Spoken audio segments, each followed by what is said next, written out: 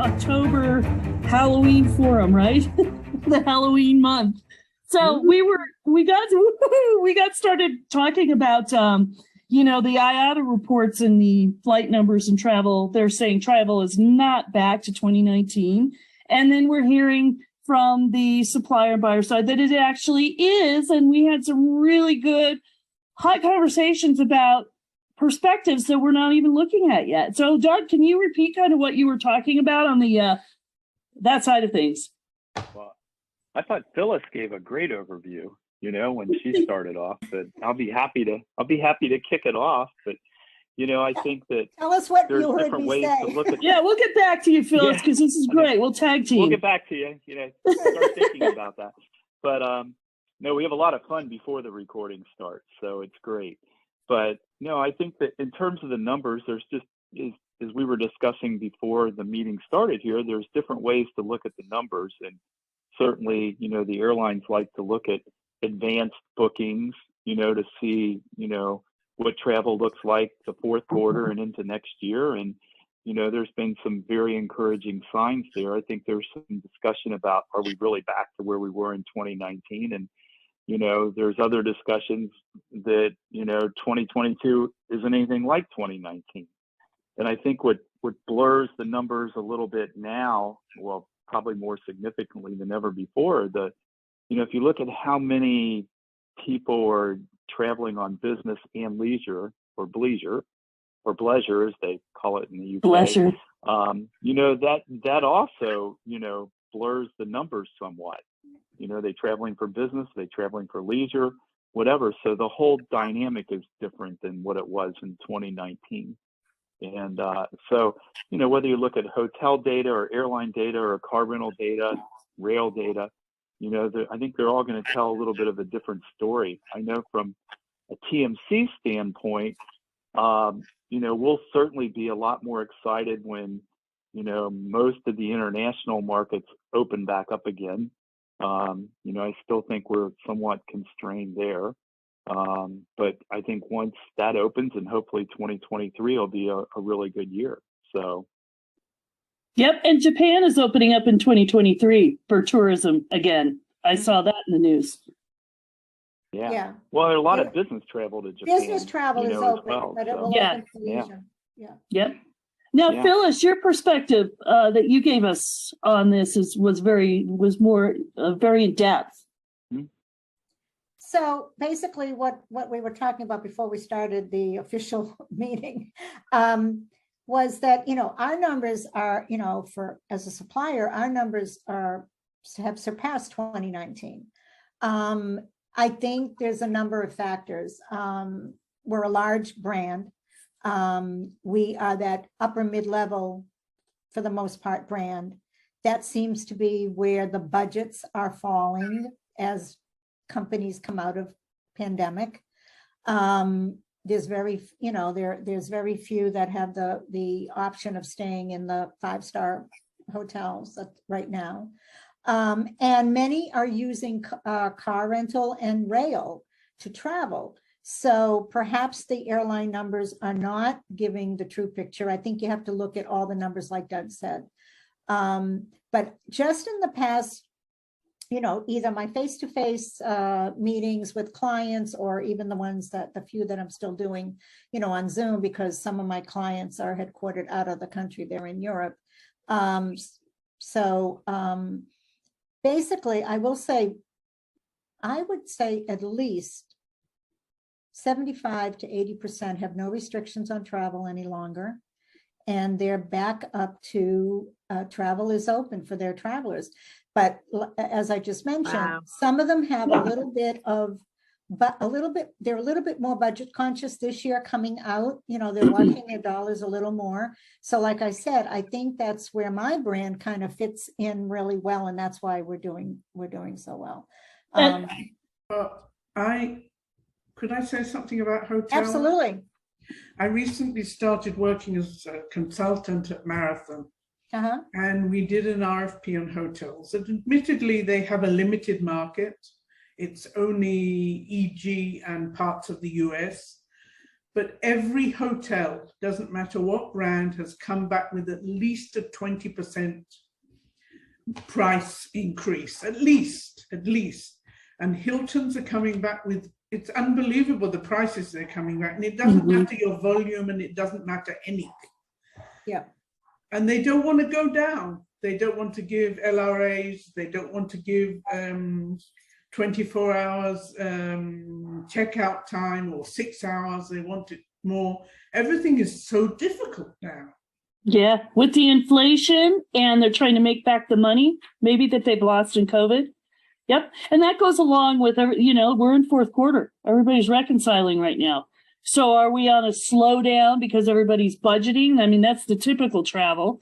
But, you know, or are people in a rush to change suppliers because of this happening? So what are your thoughts about that? Doug, are you finding within your TMC that you're finding a lot of people that are going to RFP now because they're trying to play the field a little bit more because of this? Well, I will say that we've had, you know, and I mostly work with, you know, new customers, prospective customers, but I will say that I've seen more RFPs in the last few months than we've seen in several years. And I think everybody is just stepping back and saying, okay, you know, as we look into 2023, you know, and there's various reasons why accounts go out to bid, you know, and some of it is service related, which, as all of you know, it's impacted our entire industry. You know, they look at this and say, wow, you know, my current TMC is not meeting my SLA, so let's look out and see what else is out there, you know. And, you know, some have handled the SLAs better than others, but let's be honest with each other, it's been a tough period of time for all of us. Yeah. And, you know, whether it's the airlines or the hotels, the TMCs, whatever, you know, staffing is a key part of our service offering. And so we try to have those honest conversations with, you know, prospective customers that are looking for a new TMC to say, you know, let's just have this honest conversation about the entire industry. And, you know, if you're doing it just based on that, then, you know, you need to look at some other things as well. So. And you're correct. And this kind of goes along too with some of the other news things that we've been hearing, like, you know, airlines downsizing in the fourth quarter. You know, the news that was it United cutting costs or cutting airline routes. Thank you. I need more coffee from routes to New York. Yeah. You know, so this is happening. And also you throw in the boycotts with that. So it's really not on the TMCs, but it's the chain reaction from the airlines, right? So, I mean, how is this affecting the travel industry, especially in the fourth quarter, maybe first quarter? Slowdown. It's a gamble to fly now. It's, you know, it's scary for people to book a flight now because you don't know if you're going to, you know, when you're going to get there or if you're going to get there. Right. That's the reality of it. To speak to that point, some of the trips that I literally would do in one day, like I just was in Pittsburgh. Typically Pittsburgh, I'm in Florida. Typically it's a one-day trip. I would take the 7:30 flight out. I'd take a car service to the client. We'd have a lunch and a good strategy meeting. And I would take the 4:30 flight back home. It was a one-day trip. I can't rely on that anymore. So I have to go in a day early just to make sure that I get there. So that's additional cost. It's another hotel night, it's more meals, etc. So the cost of doing business has increased. So we have to be conscientious about, you know, who we see and when we see, and try to make, you know, how many, you know, if we can try to see more than one client at a time in an area. That doesn't always happen, but that's what we're trying to do. But to Ruth's point about the hotel rates, we have all on my side, this has been a big issue. And it has come from the top. However, you know, we're a members organization, so we can't, they're not franchisees. We can't dictate to the hotels what rates they will post or charge. We can only put it, strongly suggest. So we suggest. I did tell all of my the hotels that when we solicit a hotel for an RFP, I create an introduction for the hotels to submit their rates into CVent. And that goes out from my admin sends that out. But I create like a little overview of who the client is and what has maybe something that's changed or what they're doing now, or they've had acquisitions. I tell them a little story about the client so the hotel has an idea of what they want to do. I also highlighted in there that, that anything, this is the range of increase that my client will accept. And there may not be a renegotiation option. So give us your very best. Of course, that's not happening. However, I put it out there, but I will say that I have not seen anything like 20%. Thank God. I have seen some 10 and 12% in some markets. And I go right back I reach out directly to that hotel and tell them that will just not fly. And if you want their business, that, you need to cut that in half, that they will probably accept 5 to 7%. If they really need you, maybe 8%, if you've got, if this is included, et cetera, the cost of stay, total cost of stay. And I tell them, if you're an incumbent hotel and they reject you, they decline you, it'll take at least 2 or 3 years for me to even attempt to get you back into the program. Mm-hmm. So that has helped a lot. Yes, the cost of doing business for the hotels exorbitantly. I mean, just as we know in our household, food and cleaning products. Well, the same thing holds true for a hotel. To clean a hotel, it's not even the salary. It's the breakfast, it's the cleaning products, it's everything. So yes, there is going to be an increase for any client to look for, flat rates or same, there won't be any rollovers. That's unrealistic. And I tell the client that you're being unrealistic. Yeah, but anything between 4 to 7% should be acceptable. Yes, but also what we did understand from the hotels, especially in Houston itself, in the city, that they have much bigger volumes also, that they're having, their volume is growing. And that's also another reason why they don't want to give you the rate. Yeah. So that's what we tell the client, well, we'll just, all of our clients also have the dynamic chain wide in place. And that's an overlay. And that's always in place. And that's like a gamble, where those rates will be. And if they want the discount off of that and not accept the negotiated rate. So and this kind of ties into, as we're into an inflation kind of movement right now. Yeah. Now we're facing political upheaval. Where are we, with everything going on? Oh my gosh, what's going to happen now? How do you think all this political upheaval is going to change business travel? Is it going to, obviously it's going to affect it immensely, or are we still in the same situation that we were with COVID and we're just going to kind of coast along in the same kind of dynamics? What are your thoughts? Well, I think that anytime you have uncertainty, that's a big red flag. And you have to look at, you look at what I saw a survey the other day about percentage of CEOs that think that either we're in a recession or we will be in a recession real soon. It's like 90%. And, so when you look at that and, they're looking at budgets for next year, what does that really mean? What kind of an impact is that going to have?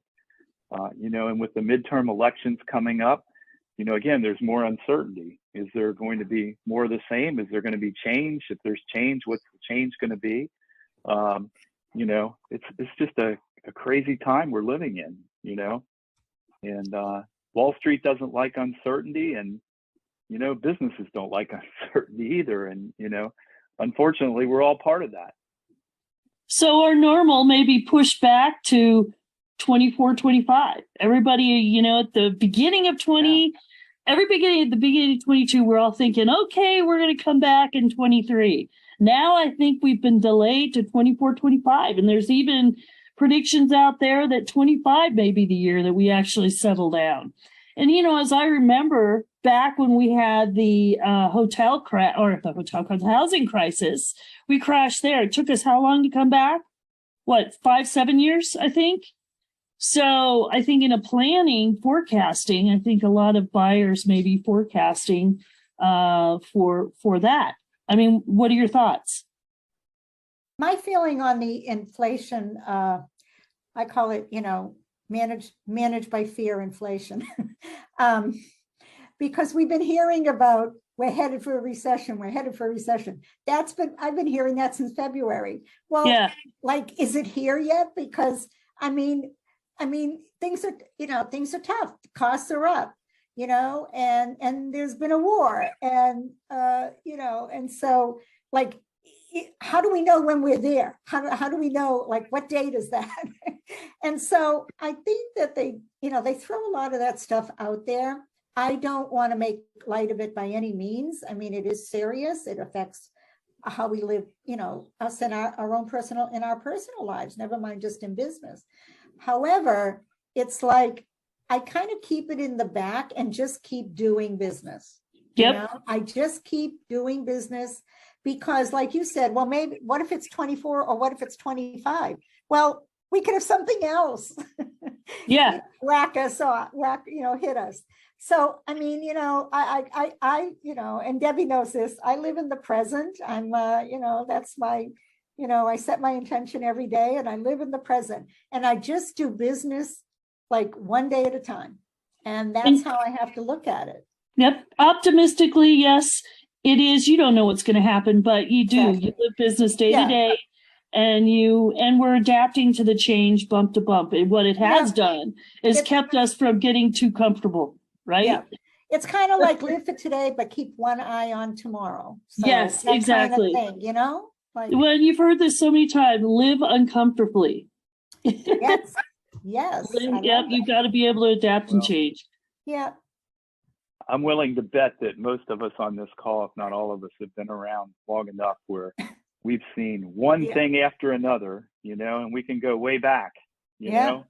Yeah. And we've managed to thrive throughout the whole process, and I mean, name it, 9/11, housing crisis, we're resilient. We're a resilient industry. Yep. Survive and thrive. Yes. Survive and thrive. So in and I want to go back to the ground transportation portion of this and going back to cars and trains. And so are we going to see more, I think, going forward, more of different types of transportation within the ground transportation within the U.S., maybe domestically? Is this going to push more ground transportation for trains, building more trains in the U.S.? Is this going to change thought processes of how we do business travel that's going to push development? That's just a thought I threw out there that just came to mind. I mean, are they going to build more, speed trains in the U.S.? Well, I know myself, as I said, my clients are predominantly in the Mid-Atlantic and then mostly in the Northeast. And even though I'm in Florida, what I typically do and have done even more so this year is, like, I fly into one city. Say I fly into DC, and then I get on Amtrak and I go up to Philly, and then from Philly I go to New York by Amtrak, and from New York I go on to Boston, and then I fly home from Boston. First of all, it's so much more pleasurable. It's a better way to travel because it's no stress. You just get on, you have your little suitcase and I can get I go in the business car and I can work, I can watch a movie, or I can just sleep, whatever I need to do. It's just it's less stress on me. I'm more, I can get more work done. And I don't, the chance of being delayed is very slim.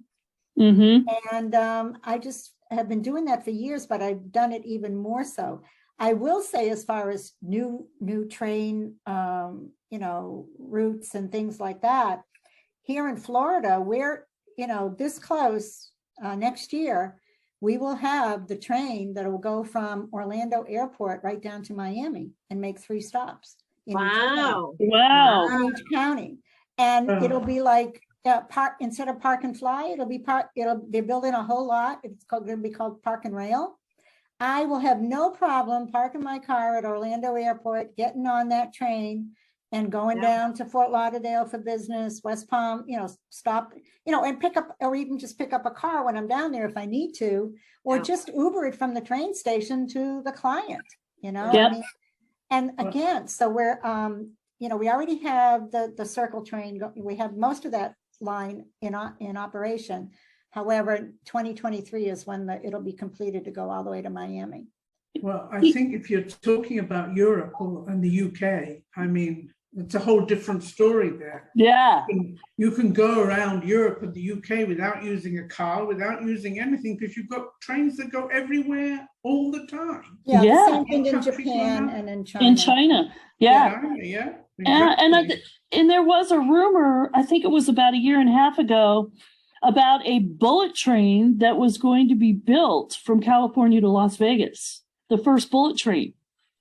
Well, So I'd be curious. I haven't seen anything. Obviously, that's been pushed back, but that would be kind of exciting. Yeah, well, they've been talking about a train from Houston to Dallas for the last 5 years. Whether they'll ever do it, is another thing. Yeah, absolutely. Well, it all sounds good, but at the end of the day, and if you look at the so-called, bullet train between Los Angeles and San Francisco and LA and Las Vegas and all that, if you look at the cost and say, okay, it's going to be, $10 billion, and then pretty soon it's $100 billion. I mean, is it worth it? And I think that's the challenge that we have in our country, is that, okay, it works great along the East Coast and in Florida and markets like that, but right now I'm living in Louisville, Kentucky, and if I want to take a train to Chicago, it's going to take me 8 hours. I can almost walk to Chicago in 8 hours. It's just a function of where you live, and Yeah.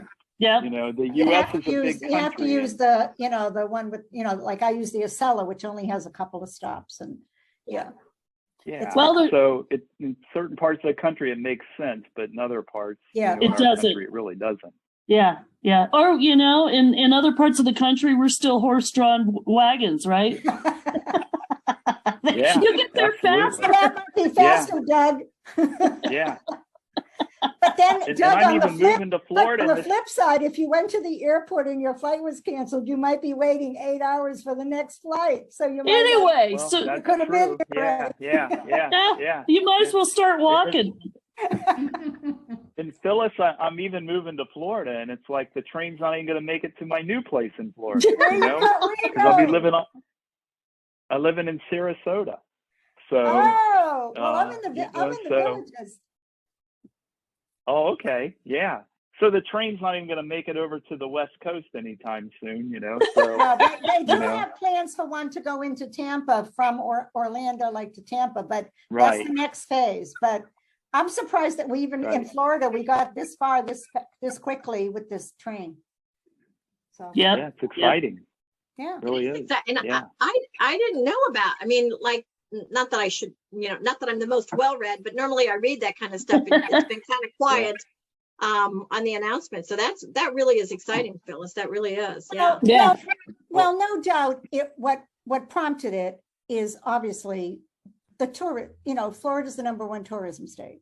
Yeah. And a lot of people come from other countries and rent a car and do a circle tour. They Yeah. go down, they come into Orlando, they go down to Yeah. South Florida, they come back up the West Coast, and they're doing like 2 or 3 weeks in Florida. So they thought that this train would even push tourism to the next Yeah. level. So Yeah. obviously it is there for the leisure traveler. However, Okay. us in the corporate side, we're like, Yeah. Oh, yeah. get on that Yeah. train. Yep. I mean, I'll be like, yeah, Well, it I gives can you have a glass of wine flexibility and of be in airports. Miami. Yeah, it Yeah. does. I mean, I've used it between West Palm and Miami before, where we Yes. might be staying in West Palm, but fly out of the Miami airport or Yeah. vice versa. And it Yeah. stops at the Fort Lauderdale airport too. So it gives you those airport choices. Yeah, so they And just now had to you connect throw in those Orlando. dots because that was already Yeah. in place. Yeah. Right. Yeah. Right. Yeah. Well, fantastic. So we reached kind of our end of our time period here, but another great conversation. You guys, this is awesome. You know, coming to the board and saying what you think and looking at the perspective from, you know, the front lines here, you know, I think is fantastic. And thank you. And hopefully next week or next month, we'll give you some better news that we can have hot conversations about. Cool. Perfect. Perfect. And Have a good yeah. weekend. Okay. Yeah, you guys have a fantastic weekend and a fantastic Okay. Halloween. Thank you. Yes. Yeah. Bye. Bye. Thanks Thank for you, organizing, everybody. Anne. Bye-bye. You're welcome. Bye. Thank you, Ann. Yeah.